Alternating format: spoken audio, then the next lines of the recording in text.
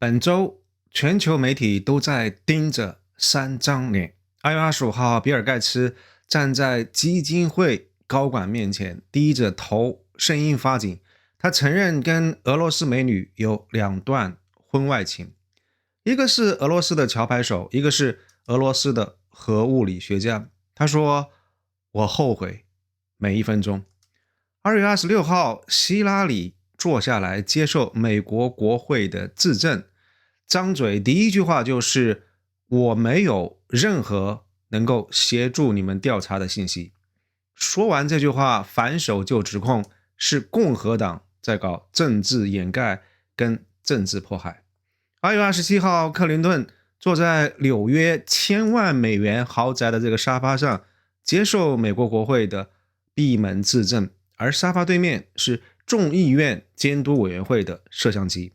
他的律师团想尽一切办法，拖了整整1年，传票无效，政治报复违宪，一直拖到9个民主党议员都倒戈了，这才终于挡不住，3张牌全部都被国会驳回。所以国会的摄像头终于到了他家，怼脸拍摄。克林顿他别无选择，所以3天3张脸，同一个名字，都是杰弗里·爱泼斯坦。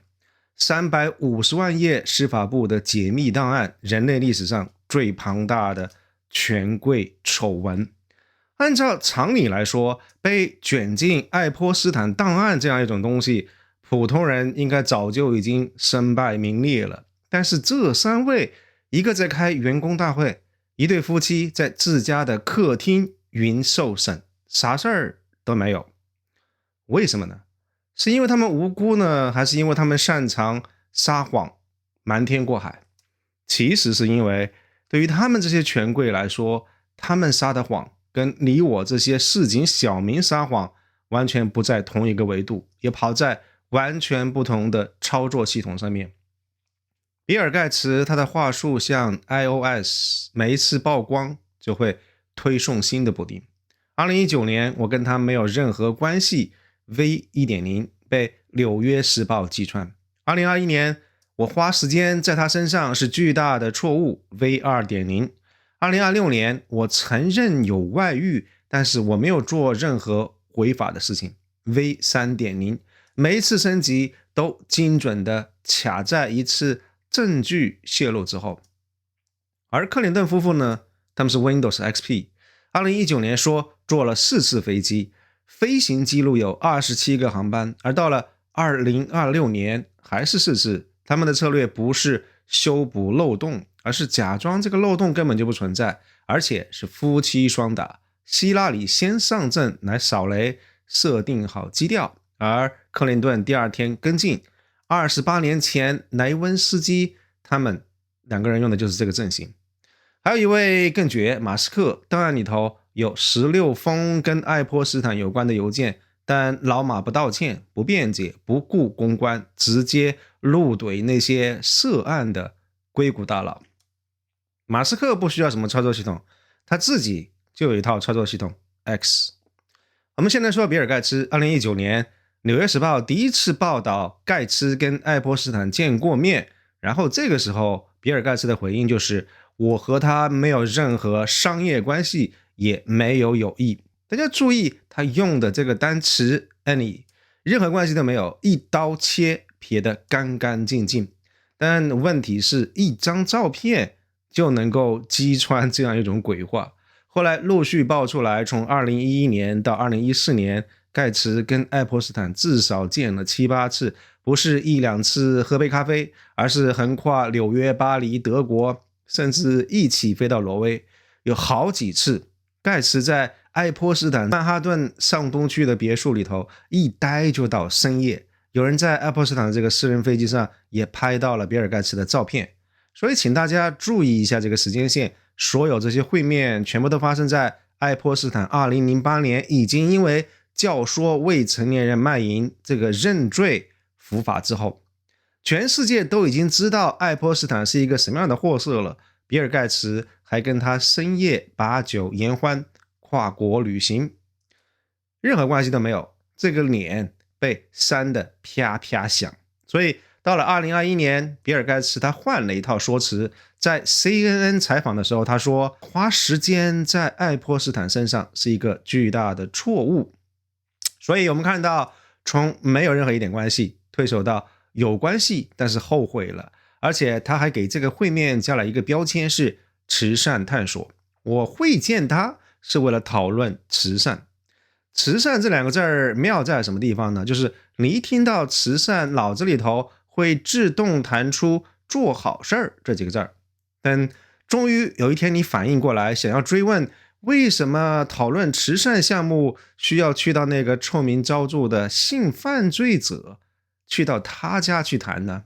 等你想起来这个事儿的时候，新闻的周期已经过去了，下一个热点已经出来了。但是有一个人在2019年他就用行动投了票，他是比尔盖茨的老婆梅莲达盖茨。当全世界都在讨论盖茨的这个慈善探索到底是一个什么鬼的时候，梅莲达他已经在联系离婚律师了。不是2021年，是在2019年纽约时报这个报道刚刚出来的那会儿，他等了2年，2021年正式提出离婚诉讼。外界其实当时还颇费了一些功夫来猜测到底因为什么原因。但是大家可以想象一下，一个妻子在丈夫被曝光跟爱泼斯坦有来往的第一时间，她做的第一件事情不是追问这到底是怎么回事，而是直接打电话给律师说我要离婚。我想对于她来说，她不需要看穿什么，她本来就已经知道了。因为梅莲达本人他自己也见过爱泼斯坦，就一次2022年 CBS 采访的时候，他回忆起那次见面，他说我走进门的那一刻就后悔了。他用了2个词儿来形容爱泼斯坦这个人，令人作呕，邪恶的化身。他说自那次会面以后，他自己连着好几天都做了噩梦，一次就够了，能够让比尔盖茨的前妻用邪恶的化身来形容这个人。但盖茨本人却跟这个邪恶的化身非常愉快的交往了至少3年。所以你说梅莲达他打电话给离婚律师还需要犹豫吗？2026年1月30号，司法部释放了350万页的爱泼斯坦档案，其中有一封非常要命的邮件。爱泼斯坦他本人2013年发给自己的这个备忘录，白纸黑字写着自己是盖茨的左右手，替他做过道德上不可靠的事儿。而更炸裂的细节是什么？邮件里写到，盖茨曾经让爱泼斯坦帮他某种药物偷偷摸摸的给当时还是他妻子的梅琳达来吃。原因是什么？是比尔盖茨怀疑自己染上了某种难以启齿部位的感染。大家可以品一下这个画面，世界首富让一个臭名昭著的性犯罪者帮他搞药，偷偷的给自己老婆吃，因为他怕自己染上了什么不可描述的东西。这个就是所谓慈善探索带来的后果吗？盖茨的发言人是彻底否认了邮件的内容，他说那封邮件从来没有发送过，内容全是虚假的。但是梅琳达的这个回答是什么呢？ NPR 采访的时候，他说了3句话。第一句，难以承受的悲伤；第二句，这勾起了我婚姻当中一些非常非常痛苦的回忆；第3句，我很高兴自己已经远离了那些乌烟瘴气的事儿。至于还有什么问题，那这些问题应该由那些人来回答，包括我的前夫。当你自己的前妻都在公开喊话说他必须要回答这些问题的时候，比尔盖茨的这个慈善标签还有什么信用度可言呢？盖茨的团队当然提前知道这些会炸，所以2025年12月就试图让律师团队阻止照片跟文件公开发布，只不过他们失败了而已。2月19号，盖茨原本要在印度 AI 峰会上做主旨演讲，基金会前2天还在推特上确认说比尔盖茨他将会按计划出席并且发表演讲，结果开幕前几个小时临阵退缩了。基金会的说法是因为想要确保峰会聚焦在 AI 议题，那翻译成人话就是说怕记者会当场问起爱泼斯坦的问题。世界首富比尔盖茨被自己的性丑闻从印度的讲台上被赶了下来，眼看情况不太妙，所以盖茨他做了一个选择，不要等到媒体来炸，我自己先引爆。于是我们看到2月25号基金会的汤霍，面对着员工，盖茨他承认自己曾经有过2段婚外情，一个是俄罗斯的桥牌手，一个是俄罗斯的核物理学家，我后悔每一分钟。这个桥牌手叫做米拉安东洛娃，他来自于俄罗斯的萨马拉州。2010年左右，在华盛顿的桥牌锦标赛上认识了盖茨。那个核物理学家的身份至今没有公开过，只知道他曾经在盖茨旗下的某一家公司工作过。但真正精彩的细节不是外遇本身，而是爱泼斯坦怎么样把这样一段外遇变成了握在手里的武器。盖茨的私人科学顾问鲍里斯·黎科利奇，他把安东洛娃介绍给了爱泼斯坦。2013年，爱泼斯坦主动掏钱资助这个女孩安东洛娃去上编程学校。当时安东洛娃他自己都没有搞明白，为什么一个不是特别熟悉的富豪会替他来垫付这个学费。4年之后，这个谜底终于揭晓了。2017年，爱泼斯坦给比尔盖茨发了一封邮件，他要求报销安东洛娃的学费。那其实这样一封电子邮件的潜台词非常明确，我知道你跟这个女孩的事儿，所以你要么加入我的慈善基金，要么我就把你的婚外情给捅出去。先资助比尔盖茨的情妇，然后把这个钱当作是筹码来勒索他。这个跟在别墅里头隐藏摄像头其实是同一套逻辑，就是爱泼斯坦他的商业模式从来都不是金融，而是黑料。比尔盖茨拒绝了爱泼斯坦的勒索，但是故事还是留了一个尾巴。爱泼斯坦死前2天，他签署了一个遗嘱，5.78亿美金的遗产的这个备选执行人写的正是黎科利奇，也就是比尔盖茨的私人科学顾问，那个把安东洛娃介绍给爱泼斯坦的人。黎科利奇收到这个信息的时候，表示自己非常震惊，他不会履行爱泼斯坦遗嘱执行人的这个职务。但是这些已经不重要了，因为爱泼斯坦用一份遗嘱把盖茨的核心圈子跟他的这个情人永久的钉死在自己的名字旁边。那这个叫做什么呢？叫做即便是死了也要勒索你。那我们扯远了，我们回到正题。比尔盖茨亲口承认自己有过2段婚外情，砰的一下，全球媒体的头条瞬间就变成了盖茨承认外遇。所以大家看懂了吗？比尔盖茨是切下了私生活不检点这样一块肉扔给媒体，然后成功的挡住了大众去深挖那些真正致命的黑洞。他和爱泼斯坦这个犯罪网络的关联到底有多深入，有没有涉嫌犯罪？先主动甩一个道德污点出来，提前对冲一个刑事的嫌疑。公关行业管这一招叫做受控爆破。但最精妙的是最后一句，盖茨说我没有做任何违法的事，我从来没有接近过那些女孩。那这就奇了怪了，估计那些感染是真桑拿浴的时候不小心做错了地方吗？比尔盖茨他没有说自己没有道德问题，他说的是我在法律上你告不了我。从没有关系到有关系但是后悔了，再到有关系有错误但是不违法。比尔盖茨的每一个新版本都比上一个旧的版本恰到好处的进了这么一小步，来非常精准的针对最新的信息非常及时的打一个小补丁，而且每一次都还恰到好处的比上一个版本更加诚恳。但是核心功能从来都没有变过，法律免责。盖茨的 iOS 它年年推送更新，版本号一路飙升，但是你如果剥开这个更新日志看内核的话，从来都没有变过。我比尔盖茨没犯法。而克林顿呢，或许人家早就曾经经历过大风大浪，所以他连内核都懒得换。2019年爱泼斯坦被捕以后，克林顿发言人他说了一份声明，就是总统共搭乘爱泼斯坦的这个飞机进行过4次旅行，4次。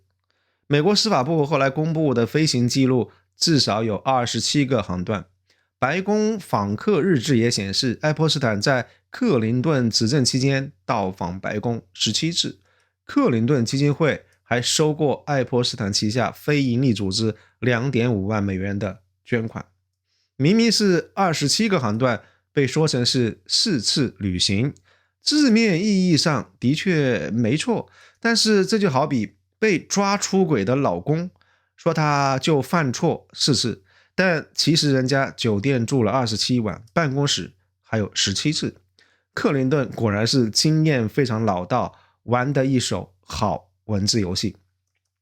27个航段说成4次旅行，公众脑海当中的画面就从下班之后主动往巷子深处窜，然后频繁深度接触，立马降级变成了是偶尔搭了一个顺风车，还是因为台风暴雨错过了末班车，不得已而为之。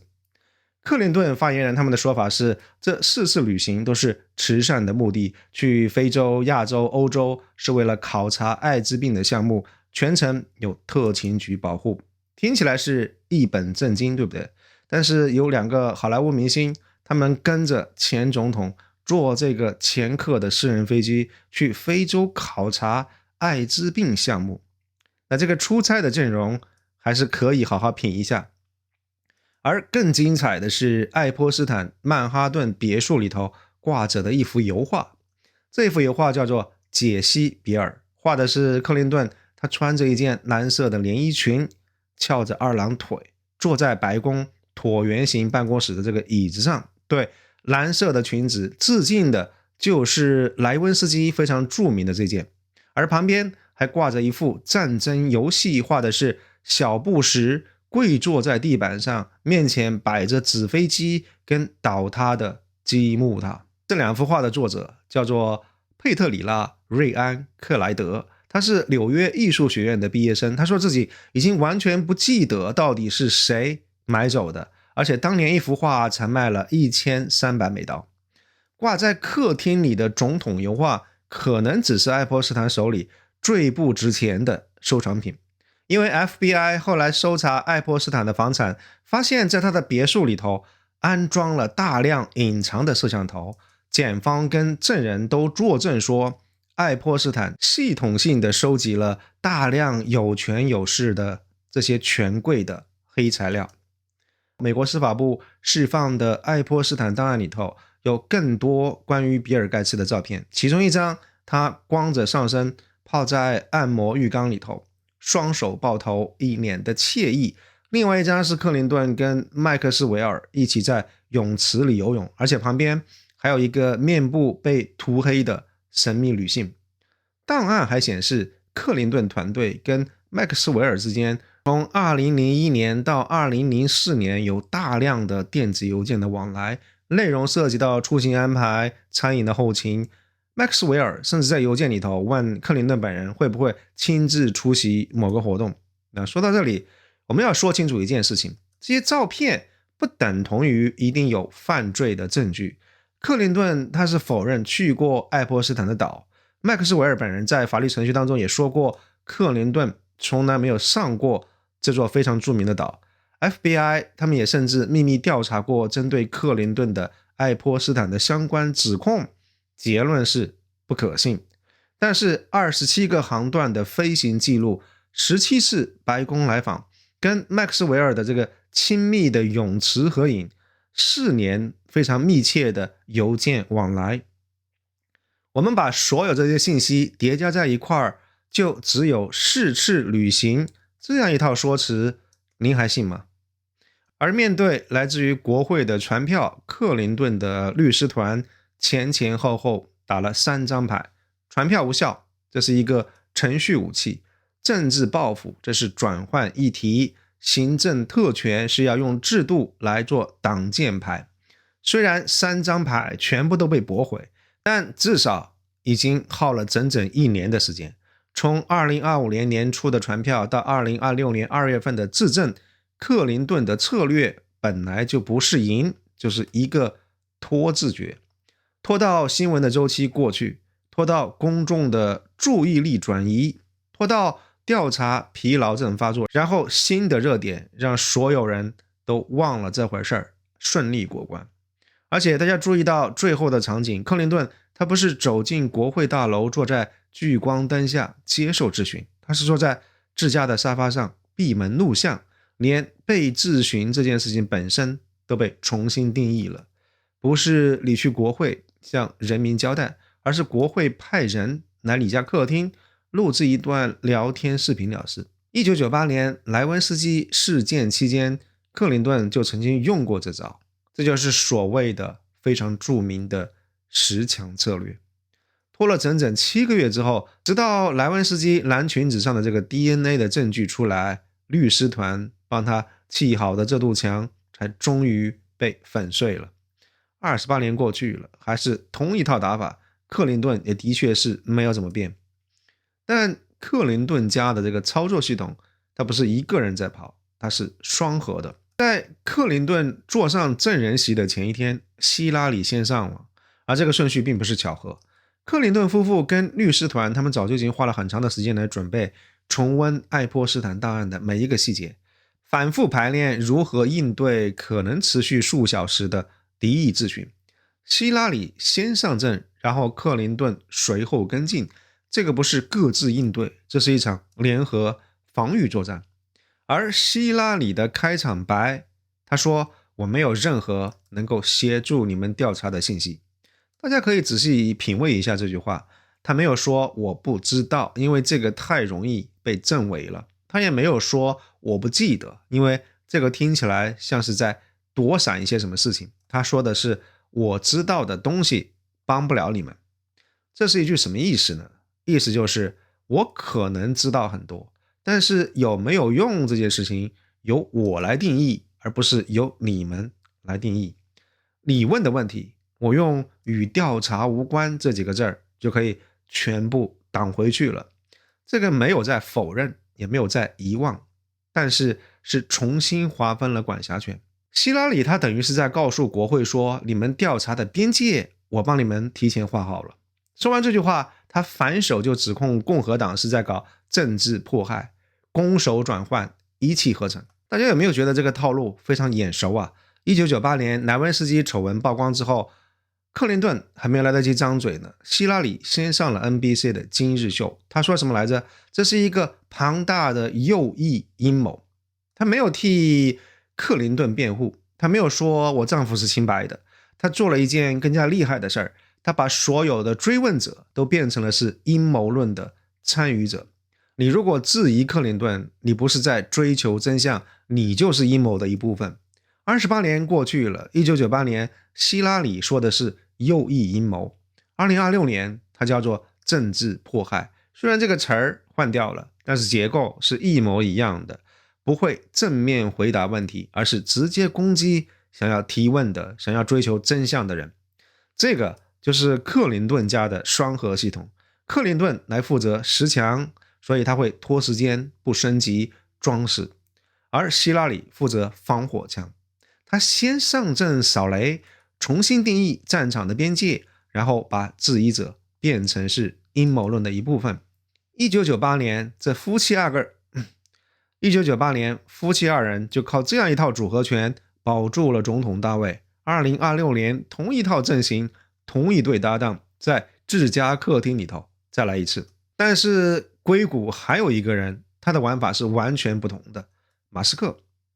同样一批350万页的档案里头，马斯克跟爱泼斯坦之间也有邮件往来。2018年，爱泼斯坦问马斯克，你准备带几个人来坐直升飞机去岛上玩呢？马斯克回答说，就我和塔露拉。塔露拉莱利是马斯克当时的老婆。档案公开的第二天，马斯克就发了一张截图，爱泼斯坦的这个邮件写着李德上周末在岛上你圣诞节来加勒比嘛，而这个李德说的就是 LinkedIn 的创始人李德霍夫曼。马斯克他说这个就是我很早就知道霍夫曼去过这样一座岛的原因。爱泼斯坦当时就是尝试拿霍夫曼当诱饵，想要钓我去这个岛上，但是没想到这个效果适得其反。而霍夫曼转手就贴出马斯克这样一封坠峰派对的邮件，马斯克秒回，最大的区别是李德你去了，但是我没去那个岛，而且你还去了好多次。所以全世界目睹了马斯克跟霍夫曼这两个人在推特上一来一回，全球直播。2014年奥斯卡名利场的派对上，有一张广为流传的照片，马斯克跟爱泼斯坦的左膀右臂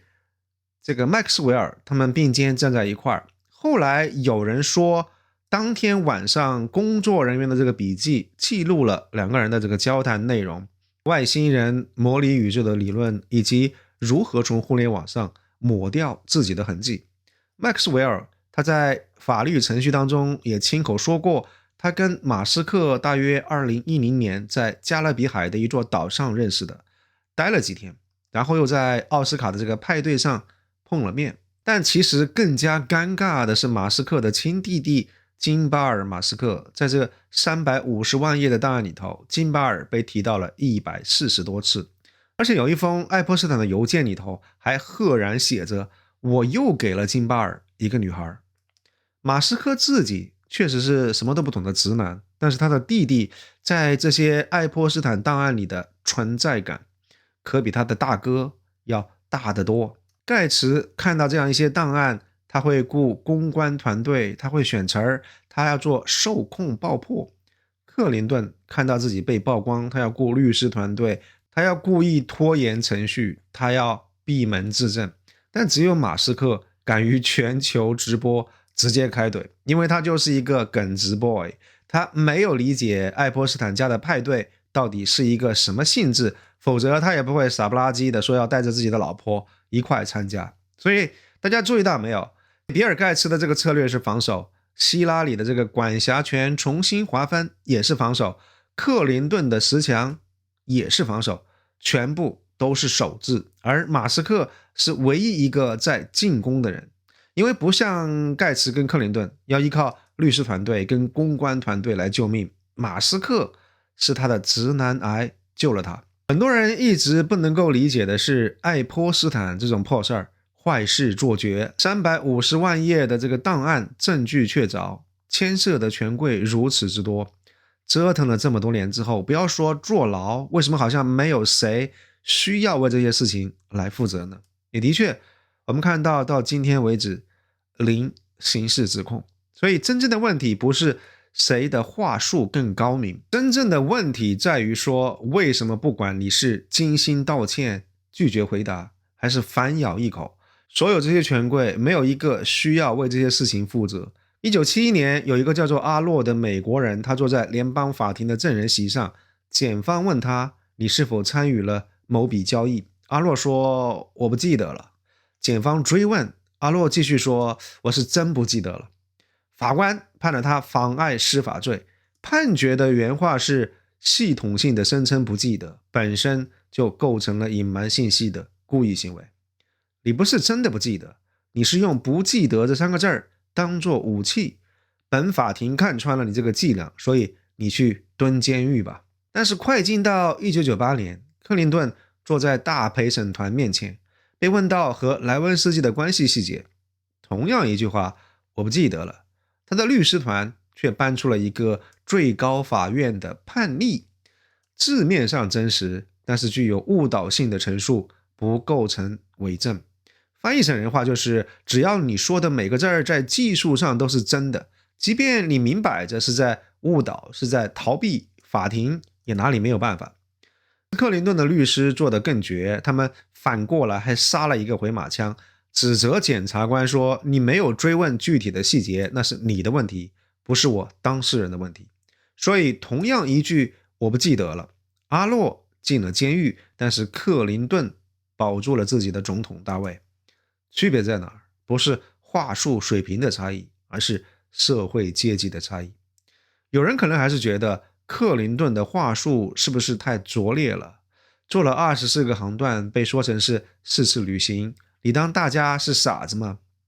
其实克林顿他不需要骗过所有人，他只需要拖够时间就好了。为什么他敢拖？因为这个制度是允许他拖的。在美国联邦司法系统里头，一个没钱请律师的非法移民，从被抓到起诉，平均只需要27天，流水线的作业不容狡辩。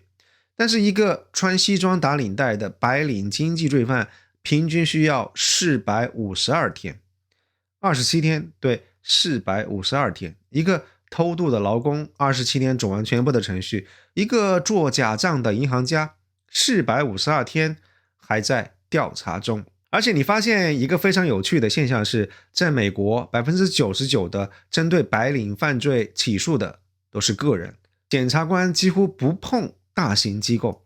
这个不是效率的问题，这个就是制度设计的问题。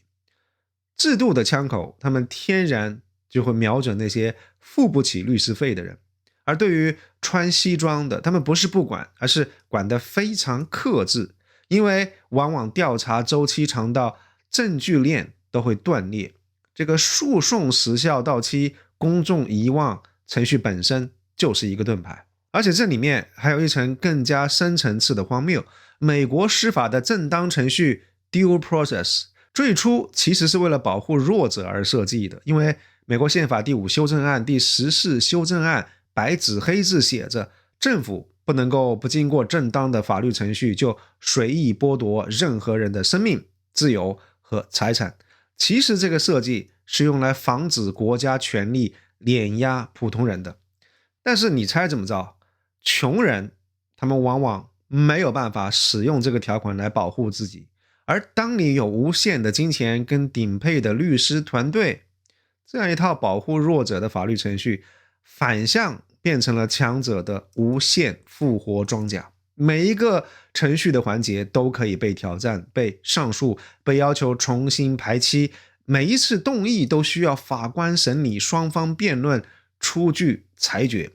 一个环节拖2周，10个环节就是半年。而普通人呢，联邦刑事案件里头 97% 通过认罪协商结案，不是因为这 97% 的人他们都真的有罪，而是因为他们耗不起。穷人请不起好律师，而政府派遣的辩护律师一般手上同时都有几十个案子，每一个案子分到的时间可能只有几个小时。你如果不认罪的话，好吧，等排期，等审判，等上诉，你等得起吗？你的房租等得起吗？你的工作等得起吗？但是克林顿等得起，比尔盖茨等得起，他们不单只是等得起，他们还能够让对方耗不起。克林顿的律师团队，他们打了1年的程序拉锯战，不需要证明克林顿是清白的，他只需要让程序跑得足够久，时间会替他们完成剩下的工作。所以这样一句拙劣的我不记得了，不是说给你我听的，这个是一张 VIP 特权卡，展示给美国的司法制度来看的。有些观众可能会说，那这个是美国的问题，换一个国家只怕未必吧。好了，同样一批爱泼斯坦的档案，350万页，2026年1月30号公开，3个国家，3种结局。挪威12天起诉了前首相亚格兰严重腐败罪，这个老头子压力大到直接进了医院。英国20天，警察直接冲进了王室的庄园，他们逮捕了安德鲁王子。这个是英国400年来头一遭，有高级的皇室成员被逮捕，而那一天还恰好是安德鲁66岁的生日。生日当天被铐走，在警察局待了将近11个小时，罪名不是性侵，是公职人员渎职。因为安德鲁在担任英国贸易特使期间，把香港、越南、新加坡的这个机密贸易投资简报通过电子邮件发送给了爱泼斯坦。一个英国王子把国家机密当作人情送给一个性犯罪者，那这个罪名最高可以判终身监禁。那查尔斯随即启动了程序，剥夺了安德鲁所有的皇室头衔，连殿下也不让叫了。那现在安德鲁的正式称呼是叫做安德鲁·蒙巴顿·温萨。而在美国呢，零逮捕，零起诉。看到这个地方，有一些朋友可能会觉得，还是欧洲的司法系统靠谱，对不对？至少王子犯法与庶民同罪。但是大家不要太天真了，安德鲁王子2019年就已经翻车了。那场非常著名的 BBC 采访，堪称人类公关灾难史上的天花板。受害者弗吉尼亚·朱弗雷他指控2001年3月10号的晚上，安德鲁跟当时只有17岁的他发生了性关系。有一张非常著名的照片，在照片里头，安德鲁他搂着朱弗雷的腰，背后站立的正是爱泼斯坦的经纪人麦克斯韦尔。这个照片后来成了整个爱泼斯坦丑闻当中传播最广泛的一张。朱弗雷的这个指控非常具体，3次3个地点。第一次是2001年3月份伦敦，爱泼斯坦跟麦克斯韦尔带他去了一个夜总会，在这个地方他跟安德鲁跳了舞，之后回到了麦克斯韦尔在伦敦的豪宅。而在车上，麦克斯韦尔对朱弗雷说了一句话，去给安德鲁做你平时给爱泼斯坦做的事儿。那一年朱弗雷才17岁。第二次是纽约，在爱泼斯坦的曼哈顿别墅。第三次在爱泼斯坦的私人岛屿上。朱弗雷在法庭文件当中说，这是一场有大约8个来自于东欧的未成年女孩参加的多人派对。而安德鲁是怎么样为自己辩护的？他说，第一次那天晚上，他在必胜客，英国萨里郡沃金市的一家必胜客快餐厅，他在陪自己的女儿碧翠丝公主过生日。然后有记者问他，那为什么你能够这么清楚地记得那天晚上的行程呢？安德鲁的回答是，因为去沃金的必胜客吃饭对于我来说是一件非常不同寻常的事儿。一个英国王子，那天晚上我在必胜客吃披萨，对我很不寻常，所以我记得特别清楚，来证明自己没有性侵未成年少女。那这个不在场证明后来成了全球互联网上最大的笑话，而这样一家必胜客门店被网友刷了几千条讽刺的评论。更绝的是，朱弗雷他曾经描述说，安德鲁当天晚上在夜总会跳舞的时候浑身大汗，而安德鲁的回应是，我不可能出汗，因为我当年在福克兰群岛战役期间肾上腺素分泌过度，从此落下了后遗症，导致我的身体没有办法排汗。一个成年的王子在全球直播当中用我有不出汗的病来反驳一个性侵指控。英国的媒体称这场采访是核爆级别的灾难，因为有很多医生都指出安德鲁的这个说法在医学上根本就是站不住脚的，更何况他本人也根本拿不出来任何证据来证明，根本没有任何医疗文件能够帮助他证明这件事情。所以这帮人他们根本就是连撒谎都不愿意稍微用点心，因为他们就觉得普通人根本配不上让他们费脑子。安德鲁王子在4天之后社会性死亡，所以不得不辞去一切公务。但即便如此，英国王室还是硬生生地保了他整整7年。2022年，安德鲁花了上千万美元跟朱弗雷庭外和解，但是据报道，已故女王伊丽莎白2世她个人就掏了2000万英镑帮他付这个和解金。你没有听错，英国女王用自己的私房钱帮自己最喜爱的宝贝儿子摆平一起性侵指控，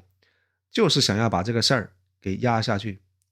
挪威这个前首相亚格兰更加讽刺，他跟爱泼斯坦称兄道弟的时候，他的公开的身份是什么？除了是首相之外，他也是诺贝尔和平奖委员会的主席。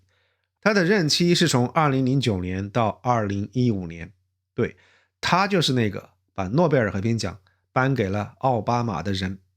他在给全世界颁发一个道德牌坊的同时，私底下却在跟一个臭名昭著的性犯罪者谈笑风生。爱泼斯坦在邮件里头管他叫做什么诺贝尔大人物。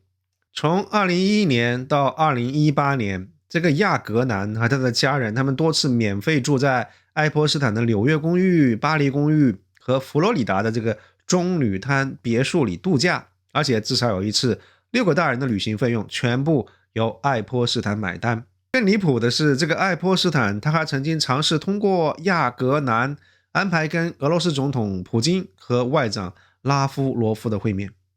一个掮客通过诺贝尔和平奖委员会主席的关系网要去接触克里姆林宫，所以可以想象一下这个爱泼斯坦他的手伸得到底有多长。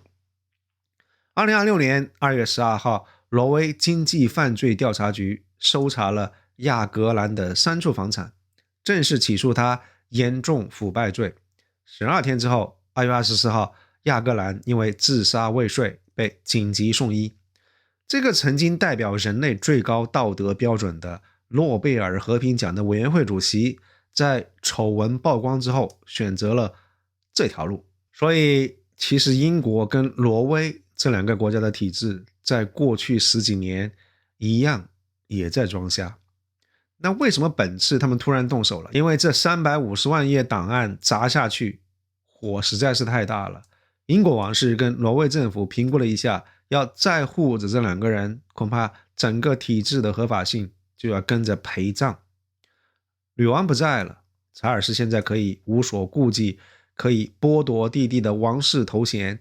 踢出皇室。挪威火速起诉前首相，这个不是司法正义，这个叫做断臂求生，切掉一颗毒瘤，或许还能够保住剩下的机体。但是最让人看不懂的不是英国跟挪威的断臂求生，而是美国的无动于衷。面对同样一批档案，同样的滔天民愤，欧洲的体制发现兜不住了，至少他们还会扔出几个顶级的权贵来平息民愤。而美国这台机器连装一下都懒得装，24%的起诉率就是护甲，452天的调查周期就是护甲。行政特权、传票无效、政治报复的这些程序武器就是护甲。就连自证地点都只是自家客厅而已，法律像不像儿戏呢？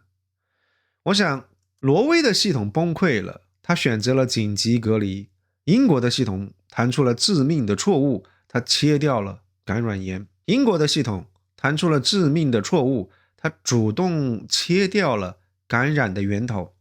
而美国的系统只是弹出了一个提示框，林德系统存在严重漏洞，是否修复？而比尔盖茨跟克林顿他们坐在自家1000万豪宅的沙发上，面带微笑点击了稍后提醒我。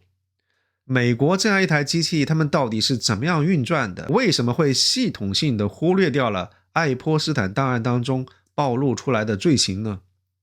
？2026年 CNN 的民调 67% 的美国人他们认为政府在爱泼斯坦当中故意隐瞒了信息，只有 6% 的人对于已经公开的信息表示满意。 67% 的美国人他们知道自己被政府骗了，然后呢，上街抗议，在网上破口大骂。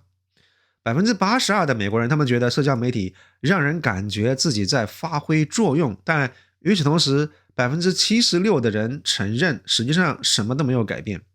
所以美国人的愤怒从一开始就是被设计成了这个系统的排气管。什么意思呢？就是这样一台机器一旦压力过大，需要泄个压。350万页的这个爱泼斯坦文档扔到网上，有成千上万的美国人他们在扒真相， TikTok 每一天都有新的片段被做成短视频。美国人他们的确有言论自由，可以在网上骂2声，全民一起吃个瓜，上一个热搜，愤怒释放了，然后这个压力表降一降，机器可以继续运转，大家的生活也如常进行。但是愤怒它不会自动变成起诉书，你以为你在反抗，其实你在帮这个机器做保养而已。大家知道那个最先站起来跟整个系统死磕的人结局是什么吗？弗吉利亚·朱弗雷16岁那年，他在佛罗里达碰到了爱泼斯坦的左膀右臂 Maxwell，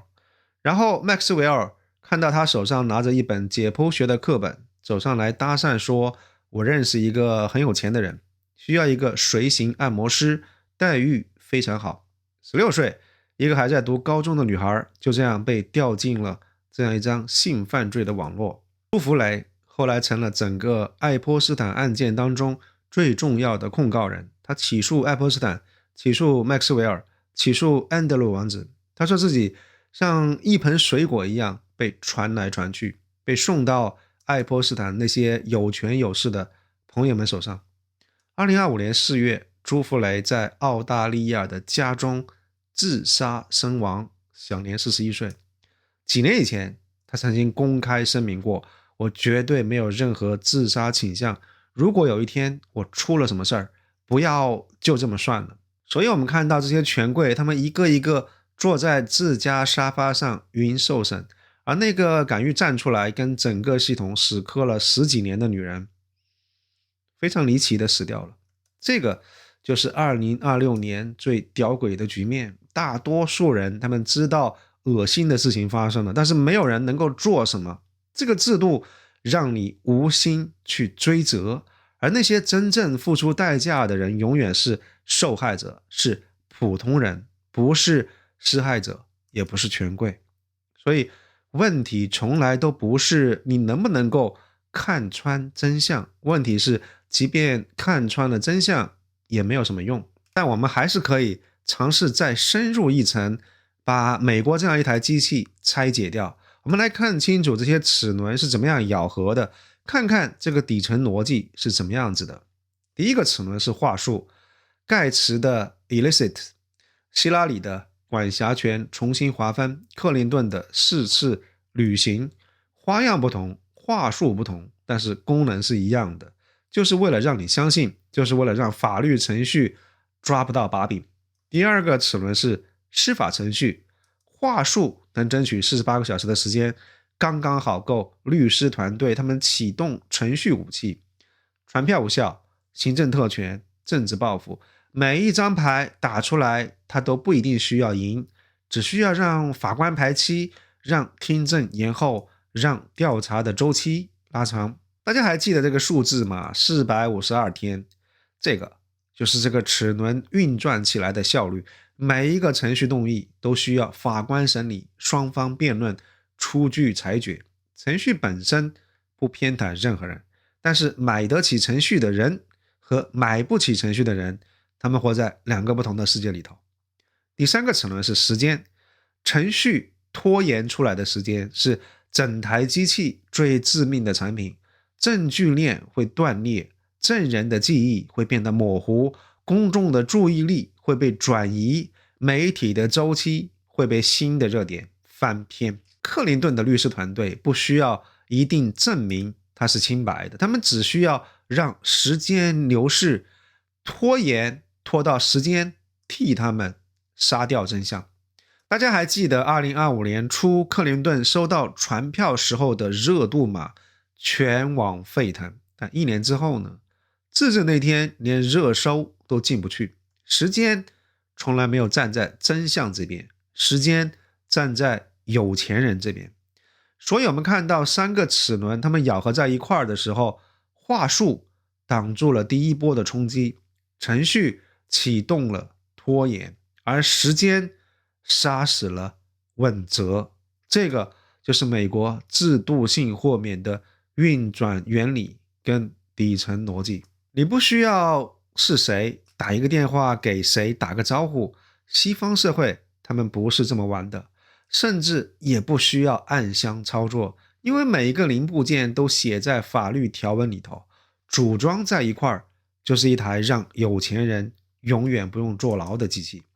而了解这台司法机器最精妙构造的这些律师天团，他们知道连作弊都不需要。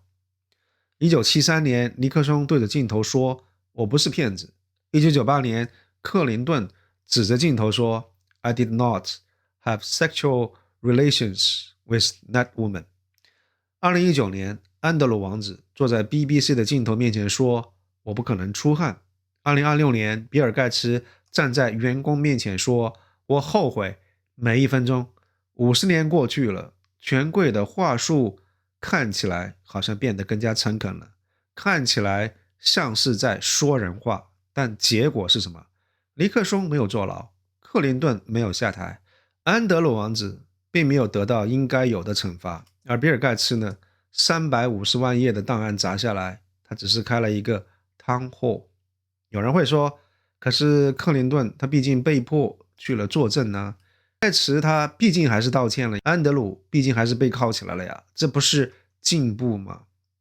一个犯人从拒不认罪到承认我好像确实是在案发现场附近溜达过，你管这个叫进步吗？我管这个叫做开了一个玩笑。真正的进步不是挪威和英国这样一种火烧屁股实在兜不住了才扔出一两个权贵祭天的断臂求生，真正的进步是制度对权力说，你的身份不是你的盾牌，而是你的放大镜。即便有 67% 的美国人知道政府在隐瞒信息，即便只有 6% 的人感到满意，这两个数字也说明了一件事情，就是大多数美国人他们清清楚楚知道这个社会到底是什么样的一个状况，但是制度就是没有给他们任何问责的通道。你相信什么或者不相信什么，其实根本无所谓，反正你又不能拿我怎么样。这个就是制度性豁免的终极形态。比尔盖茨以为只要像 iOS 一样打一个补丁就够了，克林顿以为靠 Windows XP 这个系统的死机就能够蒙混过关，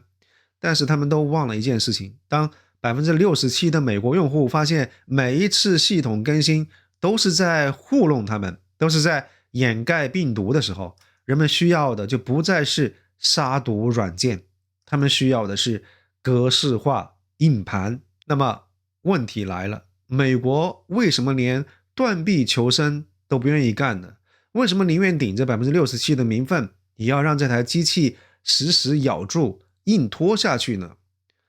因为挪威他起诉一个前首相，英国抓一个王子，他们拔掉的只是几颗烂苹果，但是如果美国的司法部真的把这350万页档案里头所有没有打码的名字全部送上法庭的话，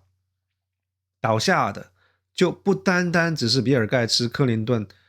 倒下的是那些站在讲台上呼吁人权的人，制定法律保护未成年人的人，在硅谷宣扬高科技会改变世界的人。当人们发现他们在私底下全都坐着同样一班机，飞向同一座没有底线的岛屿的时候，这个就不再只是一个法律问题了，这个是整个美国建制派的生死存亡的危机。美国这台机器它不敢停，不是在保护某几个亿万富翁，而是整棵苹果树都烂透了。一旦爱泼斯坦的名单全面引爆，失去的是大众对于西方这样一套制度仅存的最后一丝信任，所以这台机器它必须要继续运转，听证会必须要闭门，调查必须要被拖延。所以即便权贵的话术还是如此的拙劣，不是因为他们蠢，而是因为他们根本不在乎你信不信。真正的特权不是说我能够把这个谎圆得天衣无缝，真正的特权是就算你明明知道我在撒谎，就算你明明知道整台机器都在替我运转，你又能拿我怎么样呢？这里是艾森，感谢大家的收看，我们下期节目再见。